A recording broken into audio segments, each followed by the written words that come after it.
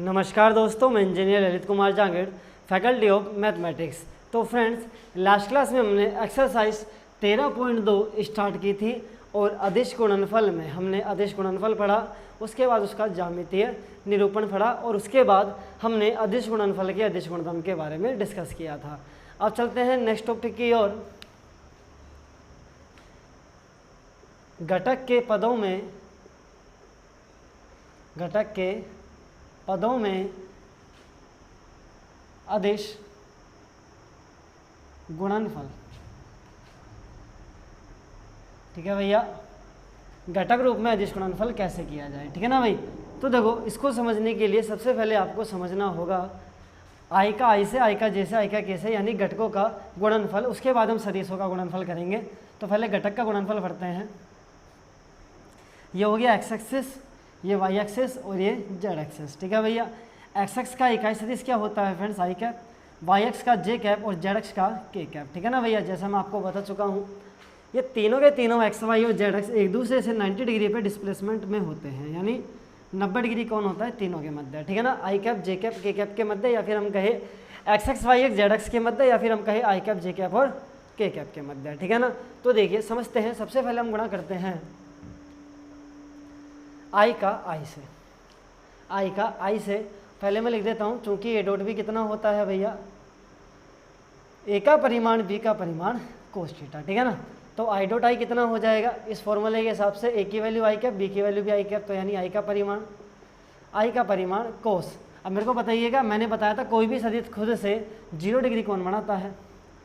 तो आई कैप क्या है फ्रेंड्स, इकाई सदिश है। आई कैप क्या है, इकाई सदिश है। और इकाई सदिश का परिमाण कितना होता है, परिभाषा में मैंने आपको बताया था 1, इसका भी 1 और कोस 0 की वैल्यू भी 1। तो आई डॉट आई की वैल्यू कितनी हो गई फ्रेंड्स, 1 हो गई। इसी प्रकार यदि हम ज्ञात करें जे डॉट जे की, तो कितना हो जाएगा, जे का परिमाण कोस थीटा। ठीक है ना भैया। अब आगे सुनिए, अब जे कैप जो है वो भी इकाई सदिश है, तो इसका परिमाण भी 1, इसका भी 1 और कोस 0 की वैल्यू कितनी हो जाएगी, चूंकि सुनिए जे कैप से कोई भी सदिश स्वयं से 0 डिग्री कोण बनाएगा और कोस 0 की वैल्यू हो जाएगी 1। तो कितना आ गया फ्रेंड्स, 1 आ गया। जे डॉट जे भी कितना आ गया, 1 आ गया।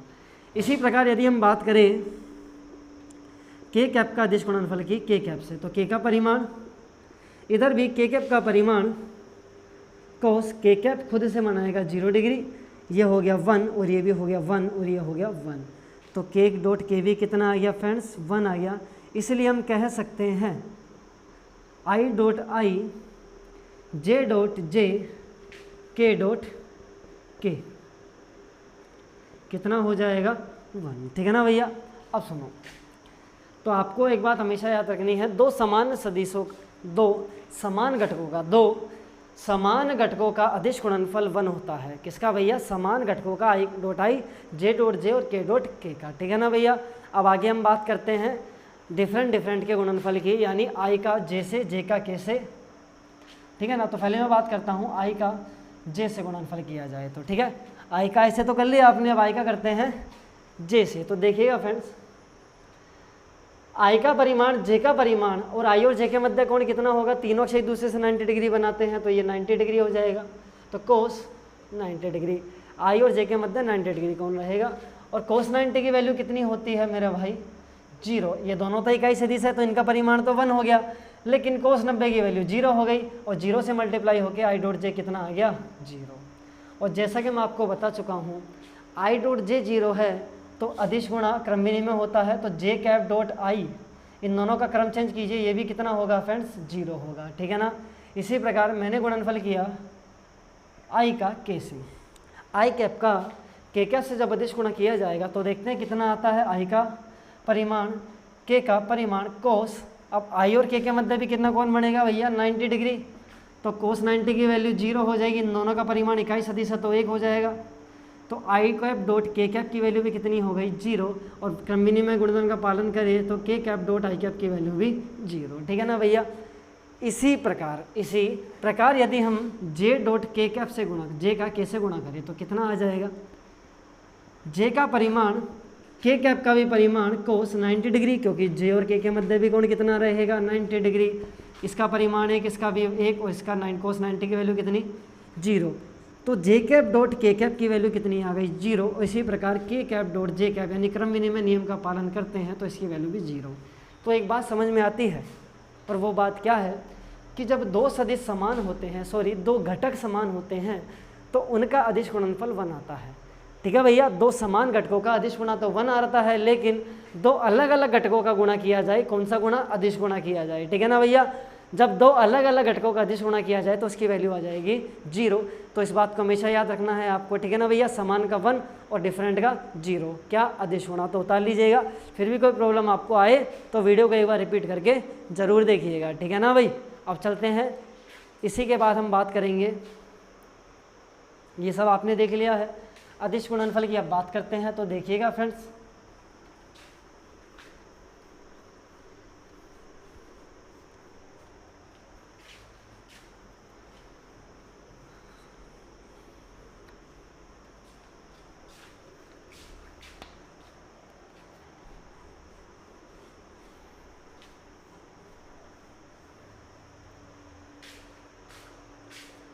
तो देखिए फ्रेंड्स, माना दो सदिश आपके पास है, ए सदिश और बी सदिश घटक रूप में है, A1 I cap, A2 J cap and A3 K cap. ठीक है, या फिर आप चाहो तो X1 Y1 Z1 भी आप ले सकते हो। ठीक है ना, लेकिन XY Z नहीं लेना, क्योंकि XY Z ले लिया तो ध्यान दीजिएगा X I cap, Y J cap और Z K कैप। ठीक है ना भैया, इसको हमेशा लिखा जाता है R सदिश से। ठीक है ना भैया, ध्यान दीजिएगा। तो जब भी कहीं XY Z K कैप हो तो आप इसको R सदिश लिखोगे। ठीक है ना भैया। अब आगे स्थिति सदिश, जिसको हम बोलते हैं स्टैंडर्ड रूप है भैया ना ये। अब बात करते हैं बी सदिश, हमने माना B1 I cap, B2 J cap, B3 K cap. आप इसको X1 Y1 Z1 और इसको X2 Y2 Z2 भी मान सकते हो। ठीक है ना। अब आगे सुनिए, आपको करना है दोनों का अदिश गुणनफल। तो देखते हैं, डायरेक्ट करते हैं, गुणनफल क्या आता है। ठीक है ना भाई, डायरेक्ट गुणनफल करेंगे, फिर देखते हैं हमको क्या प्राप्त होता है। तो देखिएगा जरा,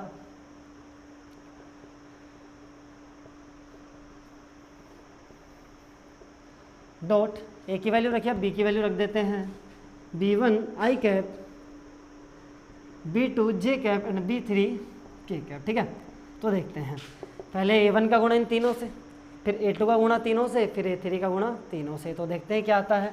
पहले करता हूँ A1 का B1 से, तो कितना हो जाएगा A1 B1 कॉन्स्टेंट पद होगा, आगे लिखा, यहाँ कितना होगा I डॉट I। ठीक है मेरे भाई।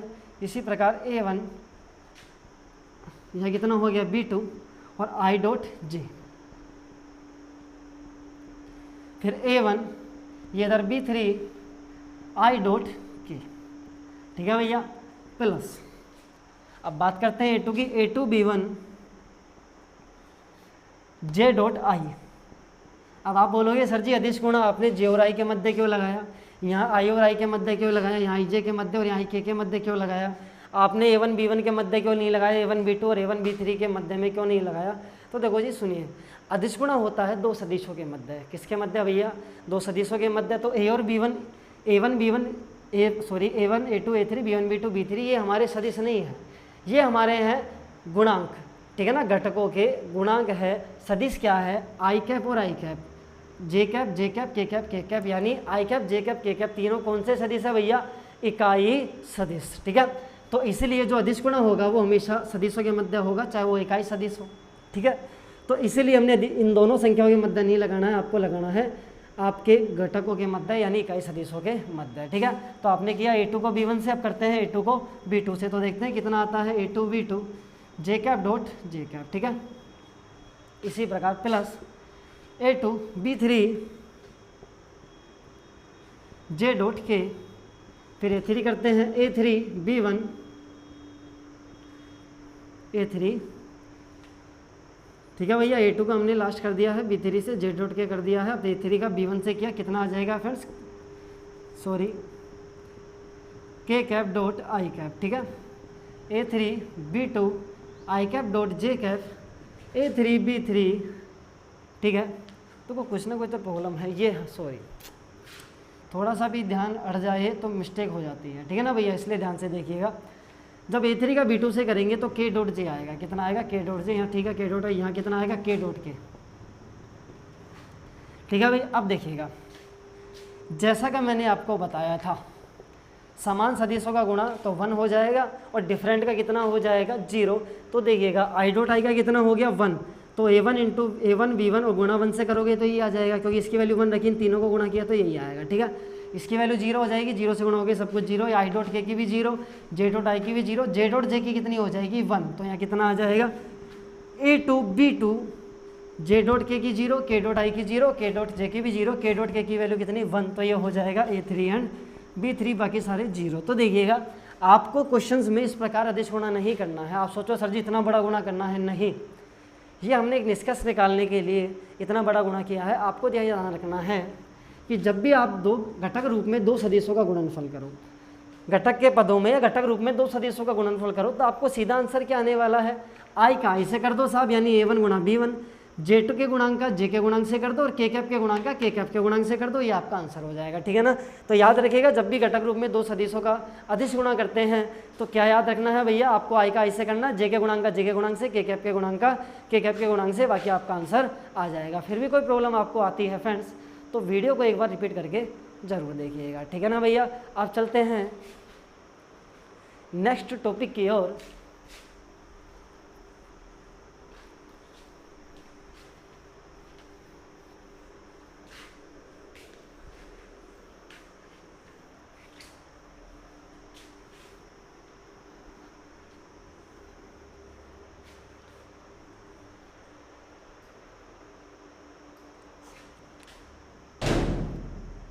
तो फ्रेंड नेक्स्ट जो आपका टॉपिक है वो है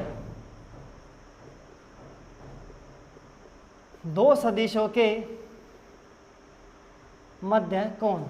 मैं यहाँ दोनों ही बातें करूँगा, घटक रूप में भी और सामान्य भी। तो देखिए माना सदिश आपके पास है, ये सदिश a1 I cap b1 J cap and c1 k cap. ठीक है, जो b सदिश आपके पास है वो है a2 I cap b2 J cap and c2 k cap. ठीक है भैया, अब सुनिएगा ज़रा, चूँकि a डॉट भी कितना होता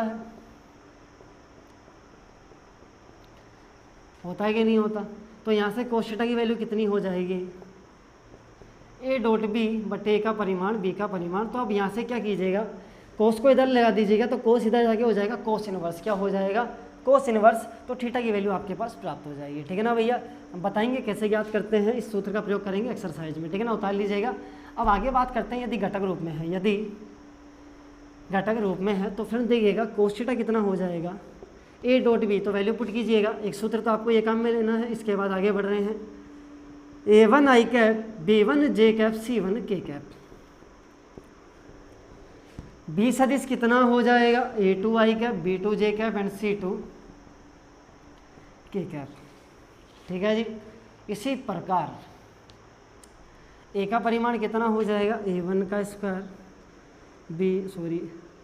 b1 c1, तो b1 का स्क्वायर c1 का स्क्वायर, यह कितना हो जाएगा a2 का स्क्वायर b2 का स्क्वायर c2 का स्क्वायर।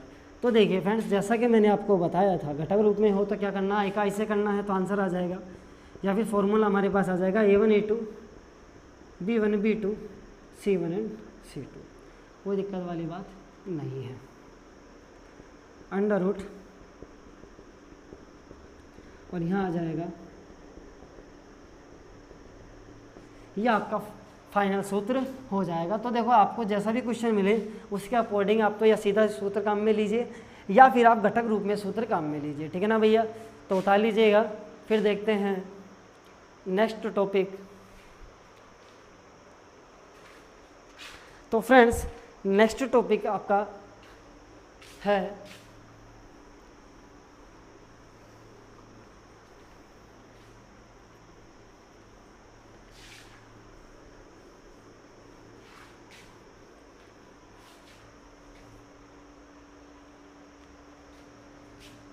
देखिएगा, नेक्स्ट टॉपिक फ्रेंड्स आपका है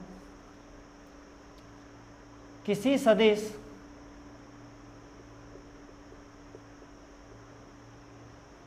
बी सदिश के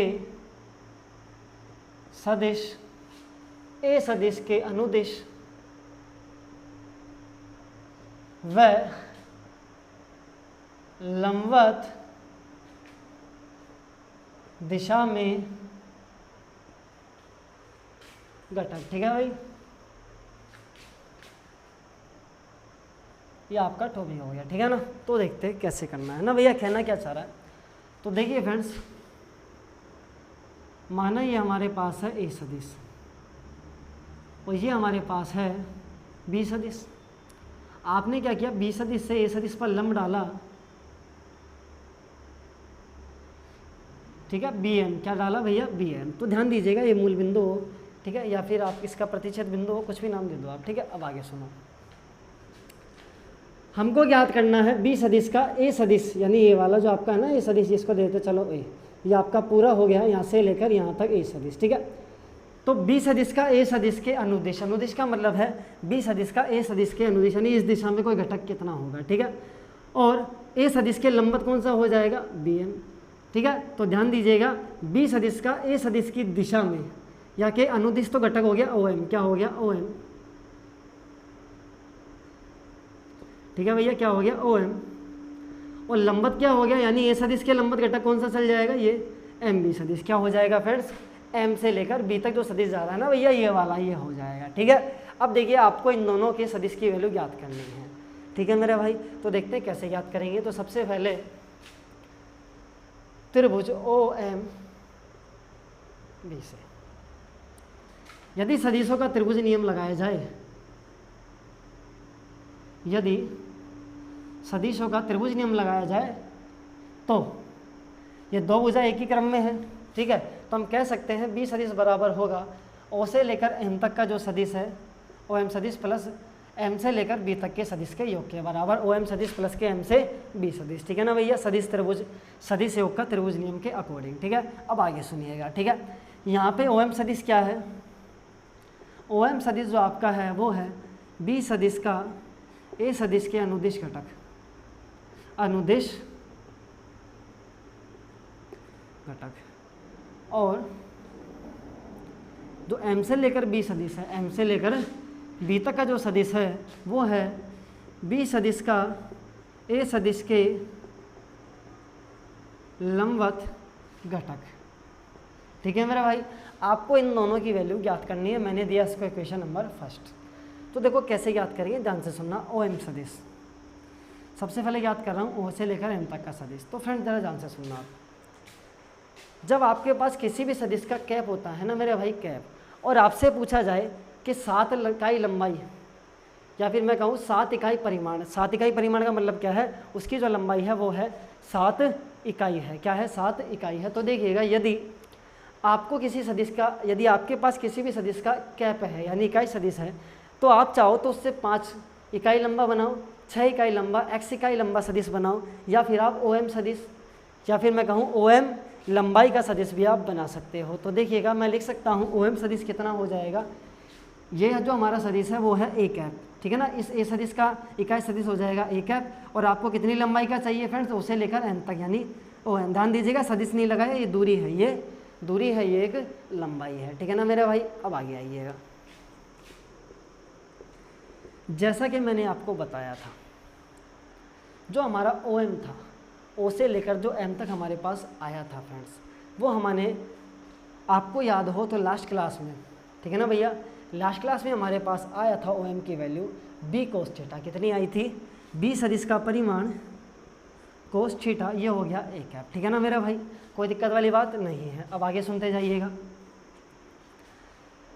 चूँकि कोस थीटा लास्ट टॉपिक में हमने पढ़ा कितना होता है, ए सदिश डॉट बी सदिश बटे ए का परिमाण बी का परिमाण, तो वैल्यू पुट कर देते हैं यहाँ पे, तो कितना हो जाएगा मेरे भाई, चलो ये लिख देते हैं, ओ एम सदिश इक्वल टू बी का परिमाण कोस थीटा की वैल्यू कितनी हो गई, ए डॉट बी, ए का परिमाण बी का परिमाण ए कैप, ठीक है भाई।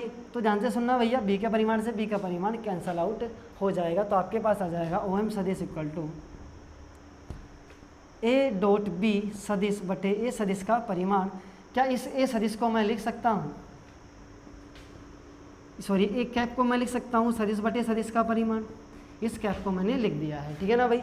तो देखिएगा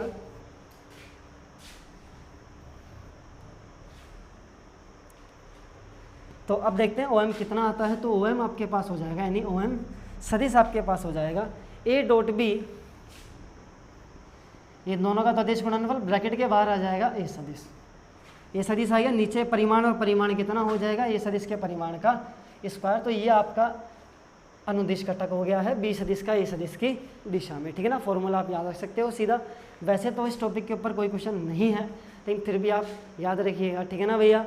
तो देखो, यदि आप याद करने का तरीका, यदि आप याद रखना चाहो तो कैसे याद रख सकते हो। ओ एम क्या है फ्रेंड्स, बी सदिश का ए सदिश पर, बी सदिश का ए सदिश के अनुदिश घटक है, बी सदिश का ए सदिश के अनुदिश घटक है। तो ध्यान दीजिएगा, कभी भी किसी सदिश का किसी अन्य सदिश पे घटक निकाला जाए तो ध्यान दीजिएगा दोनों का आता है अदिश गुणा, दोनों का क्या आता है, अदिश गुणा। अब जिस पर याद करना है ना, किस पर याद करना था, ए सदिश पर, तो उसका गुणा कर देना और उसके परिमाण का स्क्वायर का भाग लगा देना। आप इस प्रकार इसको याद रख सकते हो, ठीक है ना। और दूसरा, ये जो गुणनफल है ना, इन दोनों के मध्य तो अदिश गुणनफल है, लेकिन इस ब्रैकेट के और ए सदिश के मध्य साधारण गुणा है, क्योंकि यहाँ से एक अदिश संख्या निकल के आएगी, आएगी नहीं आएगी, ये अदिश संख्या है तो एक सदिश। अब किसी सदिश को अदिश संख्या से गुणा करोगे तो भी एक सदिश ही आएगा, ठीक है ना भाई। अब हम बात करते हैं, हमने याद किया अनुदिश घटक, अब हम बात करेंगे एम बी सदिश की यानी लंबवत घटक की, ठीक है मेरे भाई।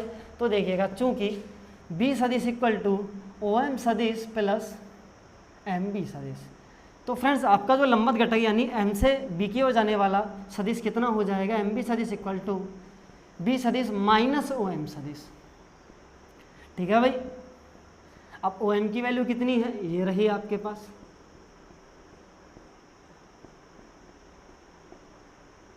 ये आपका फाइनल आंसर या फिर हम कहें लास्ट सूत्र बन जाएगा, ठीक है।